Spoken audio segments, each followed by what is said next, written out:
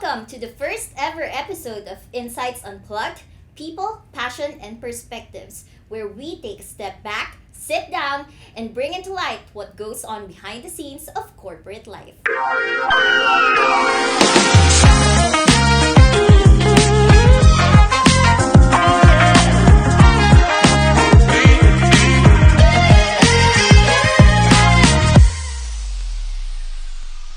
I'm Sherwin Urbano, and for this episode, we're going to take a deeper look into the recruitment nightmares that our dedicated recruitment consultants encounter in their search for the perfect hires. And I'm Claire Feliciano. Today, we have two beautiful ladies willing to share their interesting stories and relatable experiences in the recruitment industries. Ladies, please introduce yourselves. Hi everyone, I'm Erica. I'm part of the People and Culture team of InCorp Philippines.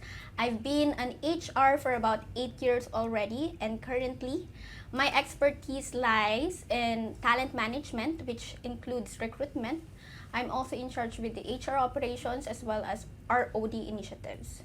So something unique about me, I think I'm like everyone else, but something people find odd about me is that I don't consume caffeine.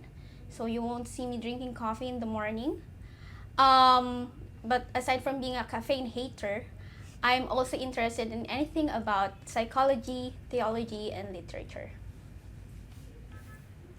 Hello everyone, my name is Mimi and I am a senior recruitment consultant at InCorp Global Talent Solutions. So I've been doing recruitment for more than 6 years. And what's unique about me is that I'm always on the go and people can always rely on me. I love doing dancing and watching movies with friends. Thank you, ladies. Before we proceed to the juicier part of talking about recruitment nightmare, let's have a quick icebreaker. Just for fun for us to know you better, Claire will discuss the mechanics of the game, or the icebreaker. So for the mechanics of our icebreaker, it's called Words in Songs. It is a simple song association game where we all pick out words from this fishbowl. Tapos, we have to sing a line of a song na may word na napili natin. Then, say the title of the song and artist at the end. So, it's not necessarily na kailangan nasa unahan yung word. Pwedeng nasa gitna, pwedeng nasa dulo. But, we can't repeat the song na napili na ng iba. Pwedeng sintonado, Claire. Sintonado. Medyo kinabahan ako. Challenging. Okay, who wants to go first? Me. Oh, we have a volunteer. My goodness, pag kinakabahan ako, gusto ako laging una. Anyway, I have to pala. Okay, just have to pick one, girl. Okay, Your word is bahay. bahay. This is very easy. Okay. Bahay, kubo, kahit munti, ang halaman doon ay sari-sari. Okay na yan? Ah, Or who's the buhay ka singer? ba? Who's the singer? Filipino people. Pwede ba yun? And the title is I Hope It's Bahay Kubo. Yes. Okay. You're correct. Okay, I'll do next. Okay. Okay, my word, Claire, is hold the bow for me. Need. Oh my God. Need. Need. Oh, this is gonna put you on the spot. I need you like. I don't lang. Sorry. I don't also know the. Nabitin naman kami, Sherwin. Ituloy mo na. Ibirit mo Sherwin, yan. another one. Hindi ka na natin guess. So, another one. This is a difficult choice. Yeah, This is yeah. a difficult word. Kahit ako, wala rin akong maisip na Diba? Yeah, same. Buhay. Buhay.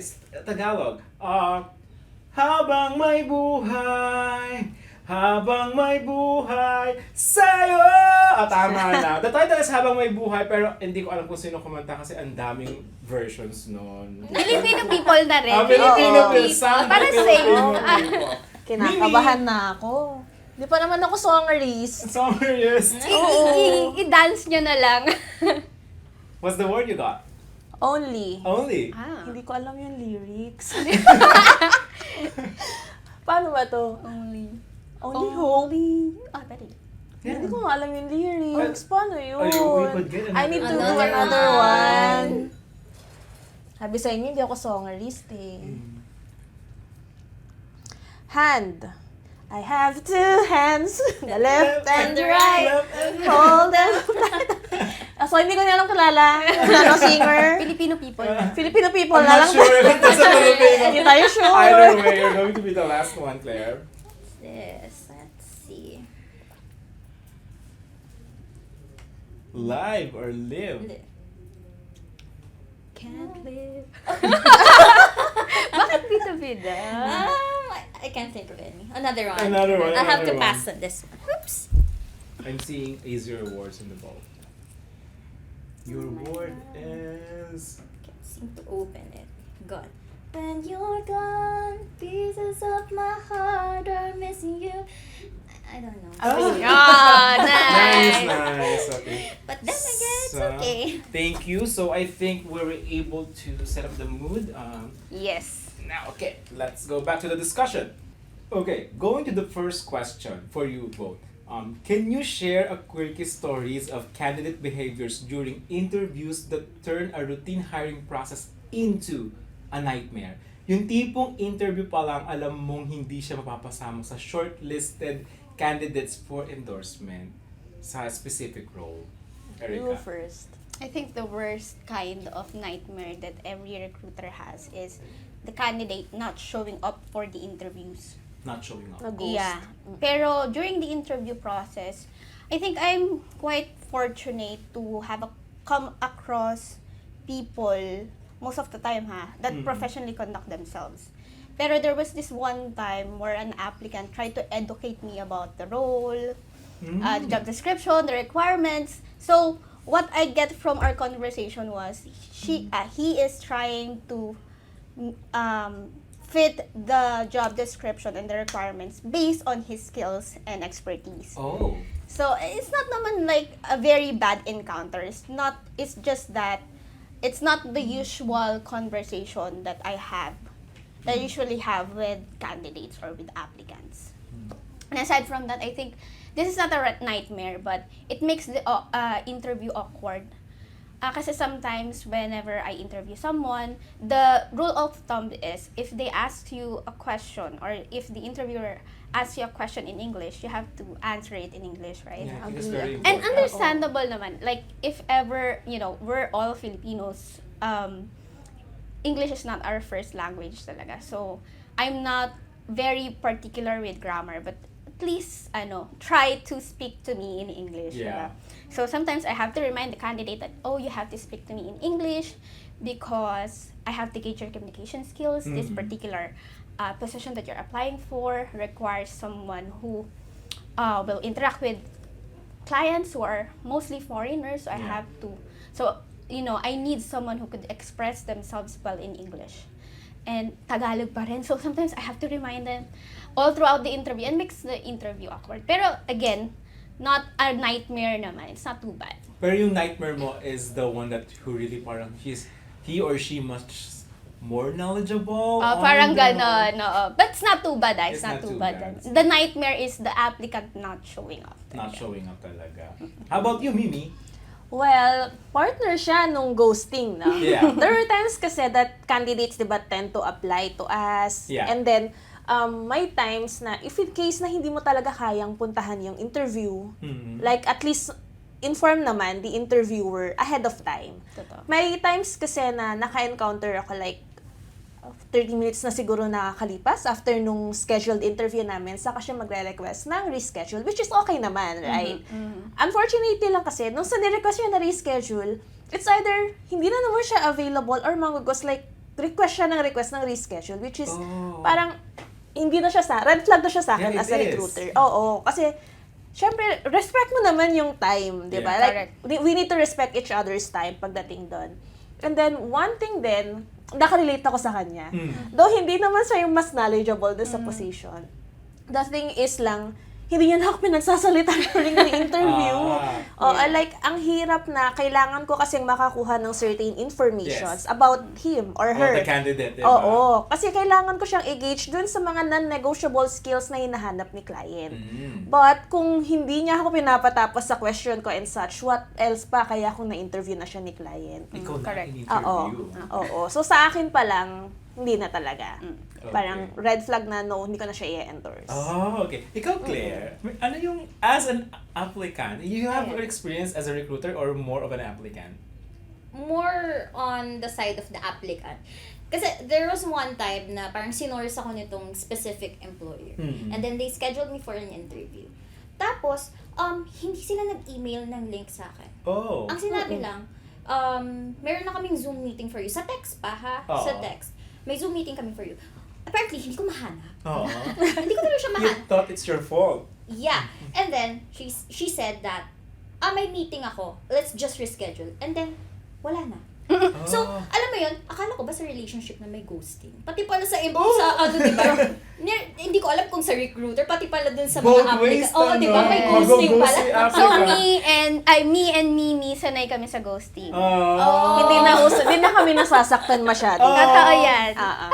Konti lang. So parang you were left unfazed. What's happening? What's the next step? Yeah. Okay. So, after that, hindi ko na binalikan, hindi ko na sila kinausap or what. Kasi syempre, nasayang din naman yung time ko. Hindi naman sa nasayang yung time ko. So, sabi ko, okay, hindi siya good. Doon pa lang, parang, red flag na you know? Mm. Pero they Employer. did not mention na nagkaroon ng, parang, ang tawag doon, yung Rescheduling, change change of ng schedule. They Oo. mentioned na Oo.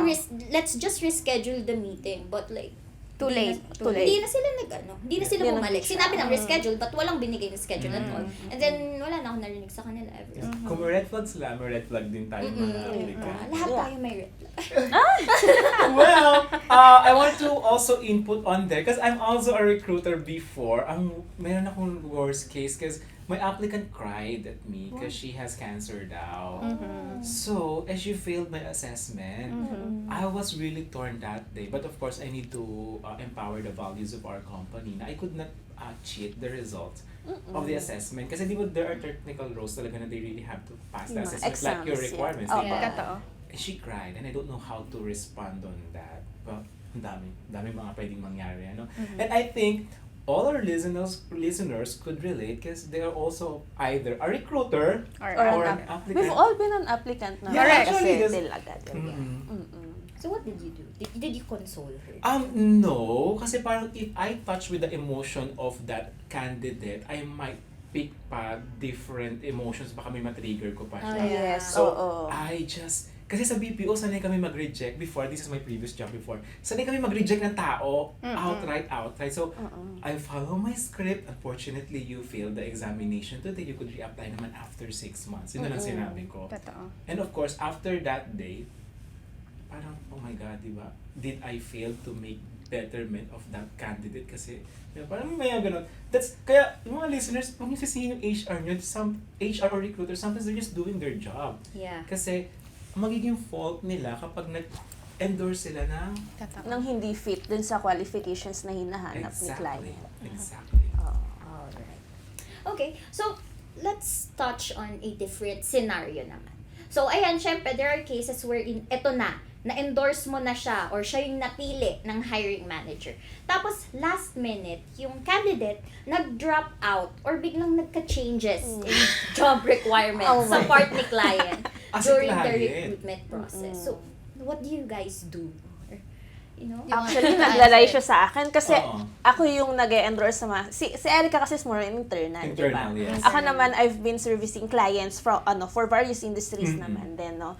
There were times talaga na ang hirap i-manage kasi like nandun na, okay na-interview na, final na job offer, and then first day, di ba? Yes. Tapos biglang nagkaroon ng change of direction si company, hindi mo alam kung paano sasabihin. Naiipit ka talaga. Oh. Kasi parang, paano ko ba sasabihin kay candidate na hindi siya masasaktan? Kasi nawalan na siya ng work, di ba? Nag-render na and Oh, all. yes. Tapos, biglang, ayaw na pala ituloy ni client yung hiring sa kanya. So, medyo masakit talaga yun on our end as a recruiter kasi parang nakapahamak tayo ng isang tao. Oh my God, I could not Oo. imagine. Masakit yun. So, that's the, kasi parang sad reality ng pagiging isang recruiter in a third party, recruitment agency or recruitment firm. Hindi kasi natin siya control. Oo. Oo. Like, no matter how much we want na ma-hire si candidate kay Yeah. client, if the client talaga decided to no longer pursue na yung hiring kay candidate, wala na tayong magagawa Nag-iba doon. yung requirements. Mm-mm. I feel sad for kasi it's okay if searching siya, wala siyang work. Pero Yeah. if he or she resign for the Yes, job, oo, yung For- nag-render for pa that ng specific 30 job. days. Oo. Oo, sakit nun. it's a nightmare for the applicant. Recruitment nightmare talaga siya, grabe. Yes. How about you, Erica? Yeah. Yeah, speaking of control kasi, like what she said, I'm with internal naman. So, I'm more of in control Mm-mm. with the changes, with the ano. But what I do, if ever man may mga changes na ganyan when it comes to job description, maybe requirements, kasi sometimes, like for example, just recently, they were looking for a supervisor and then they decided na promote na lang internally. So, binaba yung rank, kumbaga, ng job vacancy. Mm-mm. Instead of a rank supervisory position, it became a rank and file position. Mm-mm. And may mga na-source na kami, mga nakausap na kami mga applicants. So, what my principle is, tell the applicant as quickly as possible Yes. and then be transparent. Yeah. Yun din naman yung ginagawa ko para hindi naman sila, alam nila, I think they made an effort to apply. So, the least that I could do is to be honest with them. Nangyayari naman talaga Mm-mm. na sometimes they prefer to get someone na lang within the organization than to hire outsiders. So, yun. And then, I told them, if you are still interested, then we could pursue your application. Pero if not, I'll just include you in my active pool. So, yun. Mm-mm. So, it means na may mas control talaga pag internal kaya, Correct. no? Yes, Kahit than third papaano. party. Pero, inevitable yung Yeah. pagbabago sa requirements, Correct. Hindi mo talaga yun malalaman, like may ma-endorse ka na swak do sa unang qualifications Oo. na hinahanap nila, and then later on pag na-interview nila si candidate, halimbawa mag-endorse ako sa kanya, like ay hindi na pala ito yung kailangan namin, parang ito na yung mas need namin right now. During the recruitment process. Yes, no, nangyayari yun. Actually, my next question is very perfect for that. Meron kayo siguro na encounter na candidate that looks good on paper, tapos sa interview, pass with flying colors. As in, check paper, resume, check yung interview. It turns out na problematic employee pala ito nung na-hire na. How do you handle that sa or sa inyo pa ba nagpo-fall yung mga ganun scenario? Blame as a recruiter? Siguro sa internal tayo mag-umpisa, Erica. Okay, so as much as possible, before I onboard an employee or na applicant, ginagawa ko talaga yung mga background checking. Mm-hmm. Medyo matindi nga yung background checking natin sa In.Corp Philippines. But just in case na, for example, it's still positive, technically, siguro sa performance evaluation ko, cargo ko pa sila until regularization. But still, kasi sa recruitment, you are the gateway of the company. You introduce, outside people to the company. So at some point, you still have an accountability. Pero we have to recognize that recruitment is not, I mean, there are a lot of factors or consideration that changes behavior. So sometimes it's health, sometimes it's mental health, mental condition, sometimes it's personal problem. That's why they look good on paper, they were performers in their previous company, and then may nangyari na masama or mayroong unfortunate event sa personal niyang life, kaya nag-iba yung behavior niya sa current. So may mga ganun man. Pero accountability ko talaga lang ng empleyado. You take responsibility. Yeah, they don't, in fairness naman with management of In.Corp, they don't blame me naman na parang, candidate mo yan, ganyan, hindi naman. Pero, internal ko na lang yan okay, Na you're sige. still guiding them hanggang ma-regular sila. Okay. Correct. Ikaw, Mimi, kasi different ka. Once you deploy it, you don't know what's happening in the operations, di ba, Claire? Yeah. Kasi client lang yung hawak client, niya. basically. Well, ako kasi, I do actually build rapport sa mga candidates ko. So, hanggat hindi pa sila nare-regular, hindi mo totally hanggat hindi nare-regular. Siguro sabihin natin na 3 months, nakikisubaybay ako lagi sa kanila. How are you dyan? Oh, that's a good thing of you. Yes, kasi kailangan ko rin malaman na if meron kasing kunyari, good fit naman talaga siya, pero hindi kasi siya match dun sa culture ni client. That's true. Oo, that happens talaga. Like, okay talaga siya in paper and all and everything. Pero yun nga, may certain talagang circumstances kung bakit nagiging problematic yung isang tao.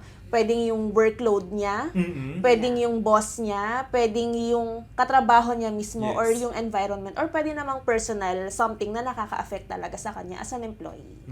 So, that happens talaga. So, ako na ang ginagawa ko, yun nga, kailangan ko silang parang i-guide din, pero sa labas naman kasi ako nag-guide, not internally.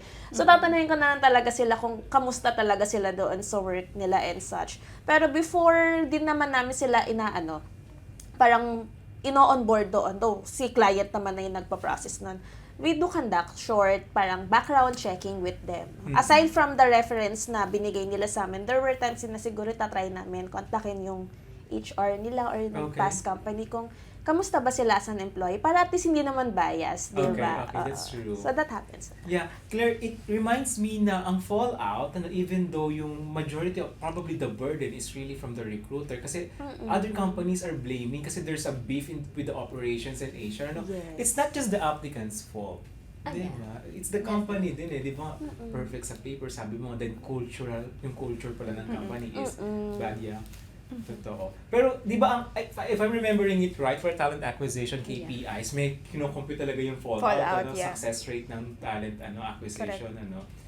And, just for everyone, particularly for those probably estudyante pa lang, don't know how recruitment works, di ba, meron ding involvement yung hiring manager. Yes. So, kung magiging HR kayo in the future, the blame should be also with the hiring manager. Kasi, HR, tama ba ko Erica, di ba? HR, sila yung magsusource, mag-filter ng first run. And then kapag pumasa siya sa HR, tsaka i-interviewin pa siya ng mga hiring managers. When we say hiring managers, they are the department heads that will decide kung go or no talaga. Kaya dapat hindi lang sa HR or sa recruiter. Pero pag sa amin, dadaan pa sa another HR ng client. Okay. Oo, so parang with us, and then ipipasa siya sa HR department nila, interviewin din nila ulit yon. Okay. Bago siya lumipat sa another set of, or level of interview na. Okay. So parang sourcing and filter kayo. Parang mas okay pag it's better to have a consultant kasi you're getting the best of the pool na. Kasi na-filter na siya Na-filtered kaagad na ng mga consultants. Correct. It's not bad to look for a consultant, particularly for difficult to find position. Lalo na mga technical, Claire. Yeah, tayo na ngayon. Grabe, ang IT. dami. The competition is tough. Tougher than before, Tougher than before. Kasi di ba, usually, example, ang mga job opening mo is basic lang magkakamukha. And then biglang naghanap ka ng programmer, hindi mo siya turf as a recruiter. Di ba, Challenge yun. It's better to look for consultants. Consultants na dapat talaga. Kasi may database na sila, may mga... Wala na kung skill-based yung kailangan mong hanapin doon. Kailangan mo talaga maghanap ng professional na kayang gawin yung recruitment for that certain position. Yeah, so you need the help of talaga, consultants. Totoo. Maybe I just have a question. Yes. You mentioned kasi, di ba, na you follow up on them. Siguro up until third month. What if the applicant said na, I'm not okay. Ayun nga. Hindi ko gusto dito. Hindi ko inakala na ganito pala yung culture dito. How do you usually console them? Actually, ang hirap kasi nung questions na yan. Pero ako kasi, pagdating sa ganyan, though as much, kasi sale yan sa atin, revenue. Okay, yeah. Pero ayoko naman sanang makadamage ng mental health ng isang candidate, no? Dahil lang, paano talaga kung toxic talaga inside dun sa client natin and hindi na talaga niya kaya. So, ang sasabihin ko na lang sa kanya na, think thoroughly, i-weigh in mo yung mga options mo or kung ano ba talaga yung gusto mong mangyari. If you plan to leave, wala naman ako kung magagawa doon. Kasi it's your choice. Pero if there's any help na tingin mo naman kaya kong magawa for you, like hanapan ka ng another employer. You offer that kind of Kasi sabi ko, since I work in a recruitment firm, I have a lot of openings, di ba? That's the good thing kasi. So pag may mga candidate ako na feeling na nila ayaw na talaga nila sa una nilang napuntahan, I'll try to look at my accounts or kahit yung accounts ng buong team namin. So if in case tanong ko sa kanya kung gusto mo ba i-endorse kita dun sa ka-team ko, like, you try it out lang or if not naman, double check mo pa kung kaya mo pa. Parang give yourself a time kung parang chance din for the company kung kaya mo pa bang makisama sa kanila, kung ano bang problema, ayusin nyo muna internally bago ka talaga mag-decide to end it all. Kasi kapag nag-decide ka na aalis ka na talaga, wala na yun eh. Wala nang balikan yan dyan. And yung first 3 months kasi, that's the critical time of a new hire. Kasi doon nangyayari yung learning curve. ibig Yes, sabihin yung- oo. And then adjustment sa boss, adjustment sa commute, environment sa mga... So, yun talaga yung critical time. Paglagpas ng 3 months, doon na yung medyo dadali yung trabaho. So, my advice, if you are... Bigyan ng 3. if you think that, the job is difficult, you don't like, give yourself 3 months. After 3 months, kung ganun pa din, then maybe Siguro, it's time to Time to let consider dapat na. si employer din, Yeah. remember na on the first month, you could not say if this candidate is fit. is performing ano. or not. Diba? Yeah. So, 3 months. Yeah. And add, on Philippine labor law, you could end naman the probation, the testing period, on the 5th month to 6th Yes. month of the applicant. Tama. If they're not fit talaga. Kasi syempre mag-a-adjust pa yan. Totoo, mag-a-adjust pa siya. Oo. Walang walang plug and play na applicant. Yes. Of course. Walang plug and It's play na different applicant. naman every organization. Eh. Especially the processes din kasi. Exactly. Like, pinanggalingan nila, okay siya dun sa process. Pero hindi naman ibig sabihin nun na pagdating niya doon, okay na siya kaagad. Yeah. Yeah, that's Correct. true. May learning curve pa Yes, eh. oo. Nandun tayo sa part na yun. Okay, thank you. Thanks. Thank you. We're not done yet. We will be back for more after a short break.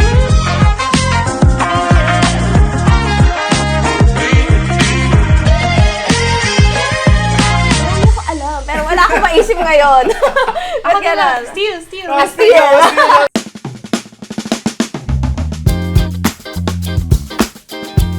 We'll focus on a working student, a former working student who was able to complete their studies, and how they were able to balance work while going to school. I am a working student. I am studying law right now. Can you share your personal experience when it comes to balancing work? So yun, just plan everything with military precision as much as possible. Number one thing po sa akin is prioritize talaga. I'm so happy that all of us are here working in Corp that kind of share the same values, Yeah. giving opportunity to the... I think it's important to note na it's a privilege to That's be true. working. Kasi ang hirap maghanap ng trabaho ngayon. Hindi siya bad thing na hindi mo siya nagawa kasi undergrad ka. Yeah. Pero pursuing education ng graduate or higher degree, I think that's the one na pwede mong, yung wag mong panghinayaan. Yeah. And like to know na sometimes hindi naman dahil gusto mo lang masaya na siya. Oo. Like di siya palaging masaya, di ba? Never, di ba? Isa parang bakit ko ba ito ginagawa? Pero yun lang, just go back to as much as possible.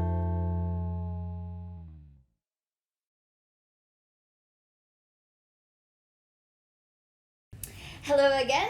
It's still the In.Sights Unplugged, people, passion, and perspectives.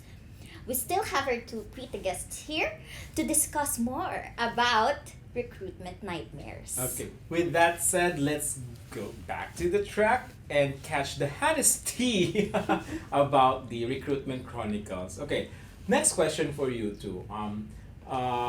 Let's move on to the part of how technology plays in the recruitment process.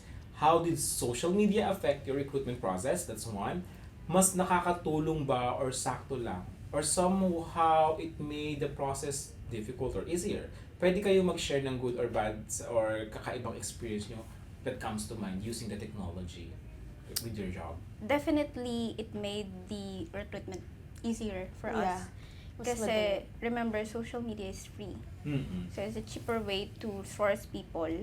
And when it comes to recruitment or anything marketing, visibility is important. Yeah. And social media helps you a lot with that. So for me, in my experience, I know there are a lot of disadvantages. Maybe Mimi could discuss the disadvantages, but for me, advantages lang talaga yung naranasan ko na experience ko when it comes to social media recruitment. Cool. How about you, Mimi? Well, it depends kasi sa amin kung what type of social media yung gagamitin mo. Kasi you need to look kung saan mo dapat iset yung audience na paghahanapan mo. Like, halimbawa, ang hanap mo is on a C-level na, no? Hindi mo yeah. naman siya pwedeng hanapin on Facebook and Instagram. So, you need to pick talaga kung Right. anong social media. So, nandun siya sa LinkedIn, Yeah. ganyan. And then, you need to, to parang double check lang din. Kasi there were times na ang pangit lang kasi may iba na hindi updated yung profile or hindi na active. Yeah. That's the disadvantage lang talaga. You wouldn't know if it's the current status. Yes, ano? oo. Lalo na kapag ganong level kasi yung search mo, hindi na siya yung parang sila yung mag-a-apply. Ikaw na yung mag-a-approach. That's what you call headhunting ba? Yes, that's headhunting approach na. Okay. And sometimes you don't even know if the profile is legitimate. Sometimes kasi Oo. parang spam Okay. profile or Oo. fake profile. Fake profile, ganyan. Masabi lang na may profile. Correct. Yeah, and by the way, for our listeners, LinkedIn is a social media Yes, professional platform. Professional platform siya. Does your job make it better when it comes to process, or it more helps you on finding the candidate, yung technology and social media? So, technology helps talaga a lot, di ba? Kasi noon, traditional, as in. Yes! Oo, as in, mano-mano ka maghahanap ng tao. Ano nga? Flyers. Yung pupunta ka sa baba ng building. Sir, yan Oo. po.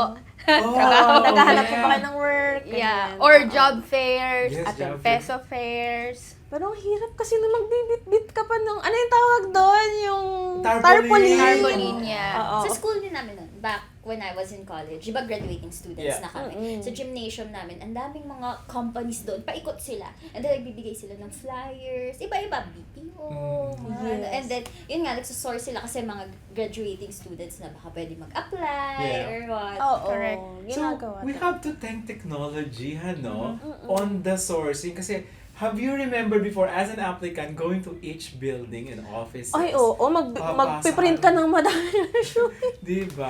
Grabe. So, sa mga Gen Z listeners natin, they might not be familiar on how grabe. But surprisingly, I still receive applicants who, personally Ay, submit talaga? their resume. Resumes. Until now? Yeah. Ay, And most of the time, yun yung mga pinaprioritize ko. Kasi they're really actively Correct. looking. And ang effort Oo. nila. Yeah, the ha? effort is there. Oo. So, yun yung talaga yung pinaprioritize ko because it means that they're really interested in the job. Hindi lang yung nakita sa job street or nakita sa Indeed Kasi and then isang click click. mo lang. Click lang. One click away na Oo. lang kasi talaga tayo, right? So you would see that sincerity kapag actual kasi they're really looking for the job. I want to go back to the technology on aside from the recruitment. Technology on more of the branding of the company. Kasi di ba as an applicant, example, I will apply for a job. Before I apply or during the interview probably, nire-research ko kasi yung company nila. Di ba mga reviews? Yes. Tingin nyo, ano yung impact naman as a recruiter kung ano yung nagagawa ng magandang branding at saka pangit na branding kapag available sa social media yung mga reviews. Internet. Definitely, it helps. Kasi, just like what you said, a lot of people, before they apply to a role or to a company, they research about the culture, mga activities. That's why, in Core Philippines, especially on LinkedIn, you would see yung mga activities natin, programs, trainings. So, they get to be introduced to the programs that we offer, the kind of culture that we have here at In.Core Philippines without, people saying it to them personally, parang ganon. So, if they want to do their research Yeah. by themselves, So, it means that somehow they are learning and experiencing na when they see the social media. Mimi, mahirap yan for external. External, Kasi tama. how would you know yung mga social media ng clients mo? There's gonna be a lot, ano? Oo, there were times talaga, lalo na pag si client is super, super baby or start-up talaga. No reference. No reference I pa. understand. Oo, so may times na tatanungin ka talaga si client, baka meron kayong ma-share sa amin na company profile or kahit man lang FB page ninyo, if in case na Oo. meron, kasi pwede na rin siya i-consider. Pero kapag wala talaga, like, a little background na lang. Kunyari, kung startup ka, affiliate, kahit kay mother company, pwede namin sabihin na, this is their mother company. It just so happened na they decided to build up another entity.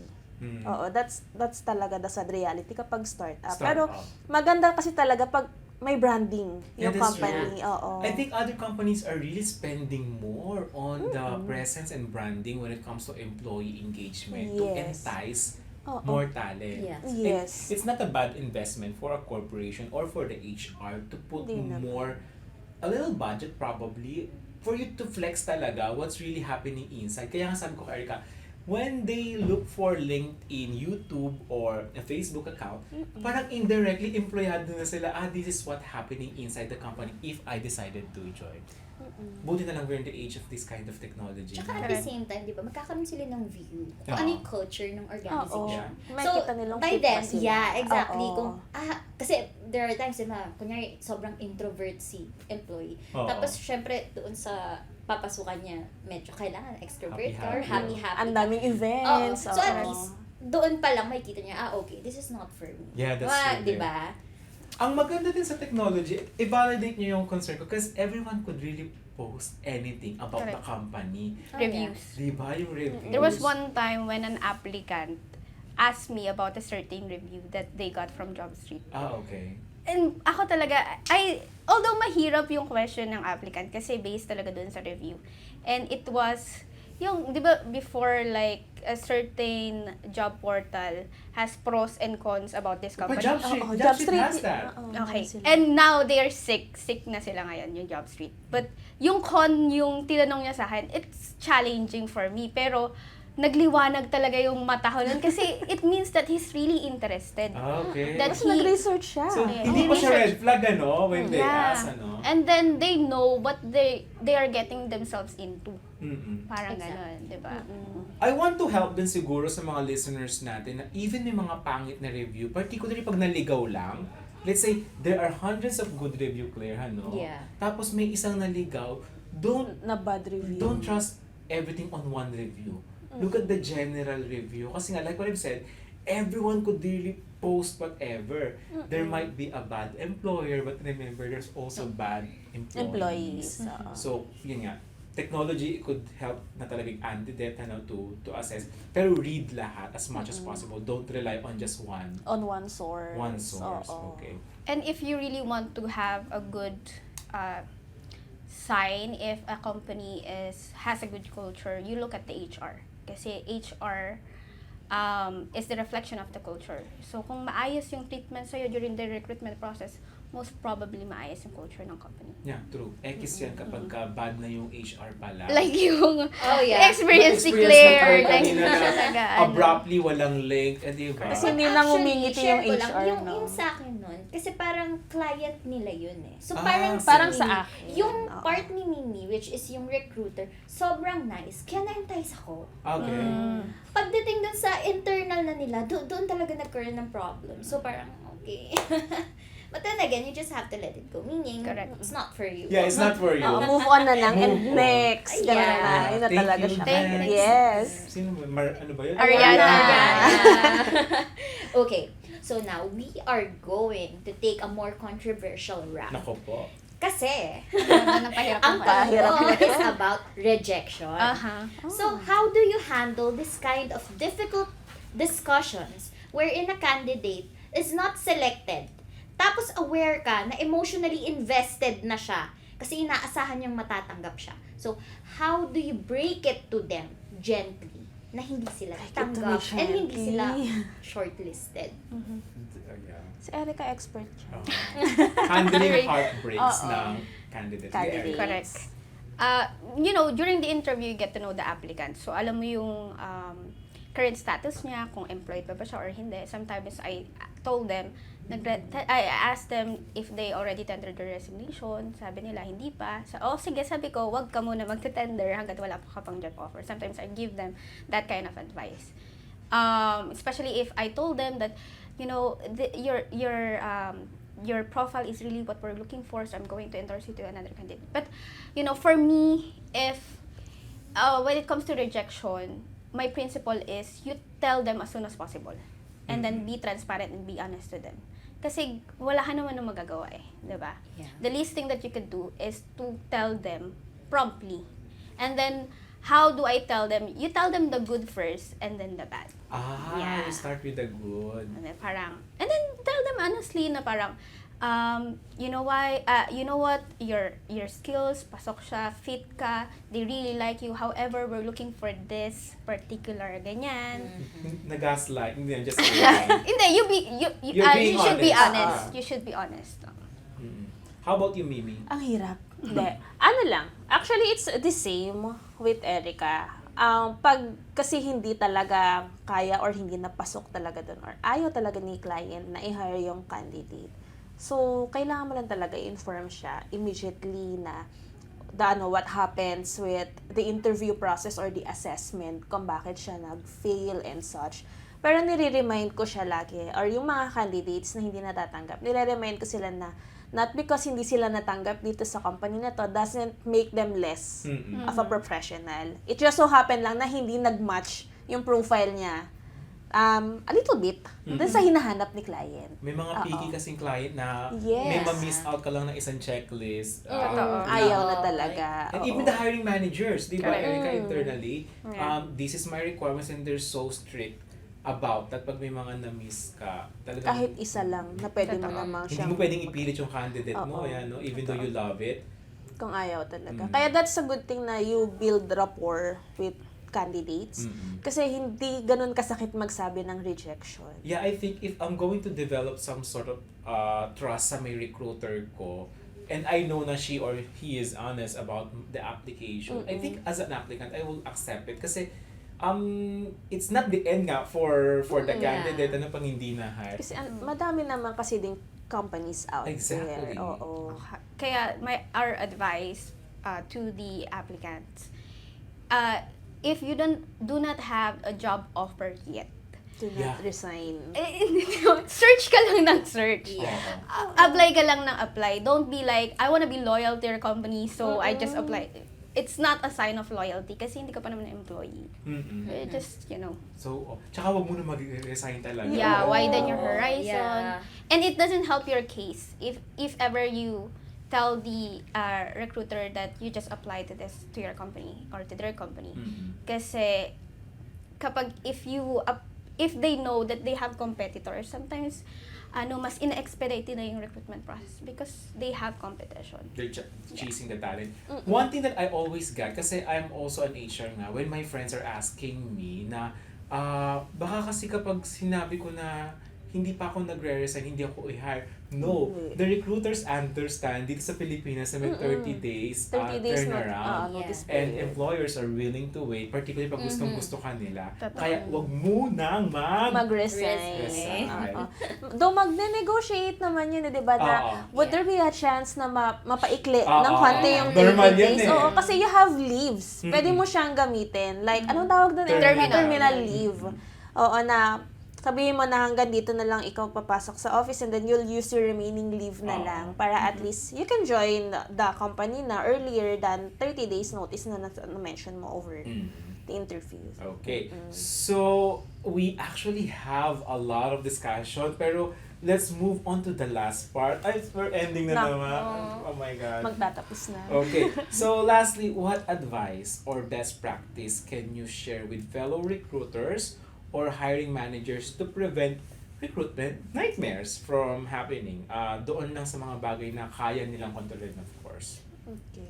Last advice. Sige, Mimi. Ako, siguro sa akin, syempre ako na third-party recruiter, no?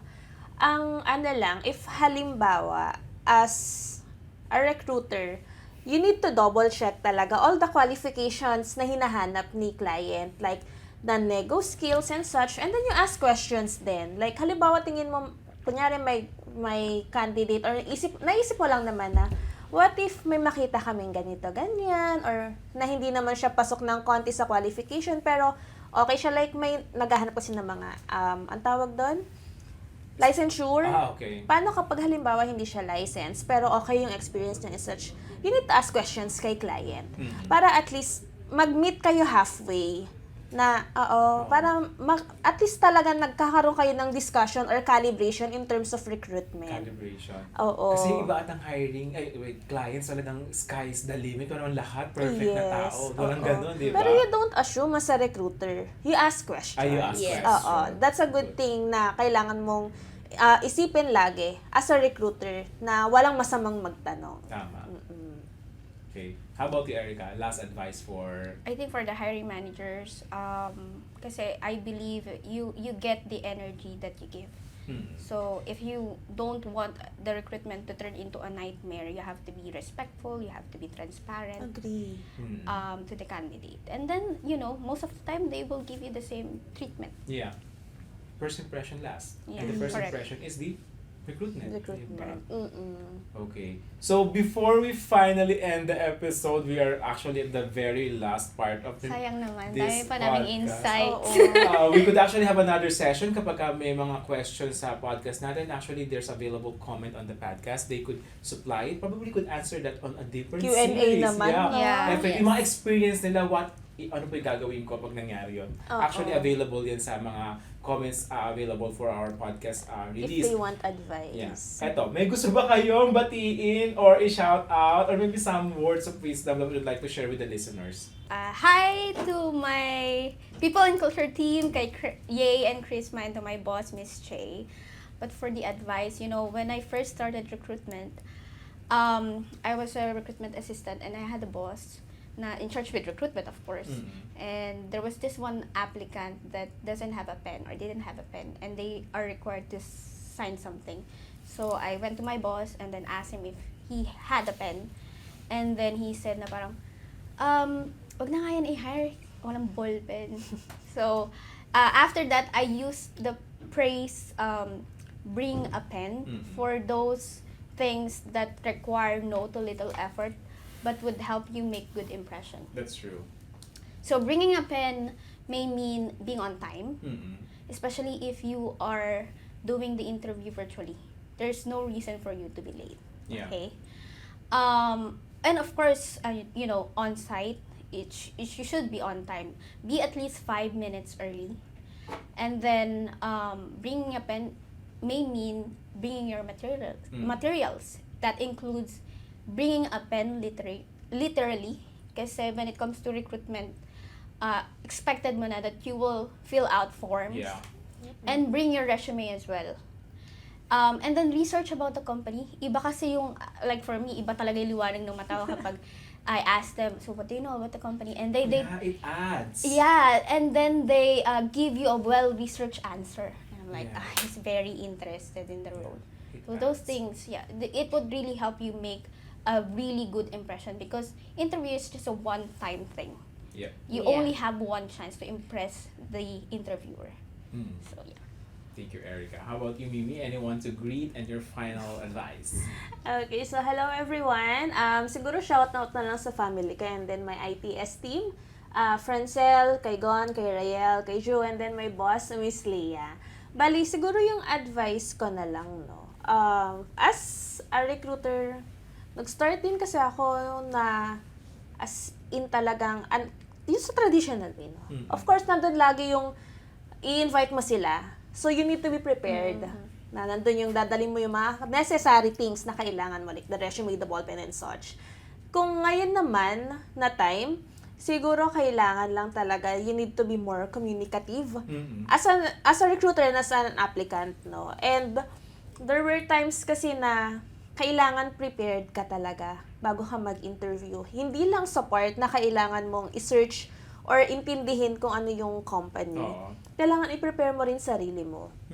Like, hindi ka sasagot ng one word lang per question. Mas maganda rin siguro na if you're an applicant, you ask questions as well. Kasi there will be things na kailangan mong tanongin eh. Kasi parang pag gano'n na nagtatanong ka, ibig sabihin, you're very much interested. Yeah, that's true. Oo. May mga bagay ka na gustong malaman na hindi lang yung sa part na recruitment na interviewin ka lang tungkol sa sarili mo. The itinerary interview kasi kailangan mo na naman i-inform kung ano yung ano ka as a professional, ano yung background mo, skills mo and such. So you need to ask questions din talaga. As in, open communications na lang siguro. That's my advice for the recruiters and the applicants. Yeah, communication is the key. Key. So, that wraps up our episode for today. Thank you so much to our lovely guests for sharing their stories and the hottest tea in their line of work. So that's all we have for today. And I hope you were able to enjoy our episode. And tune in, and we will see you in the next one.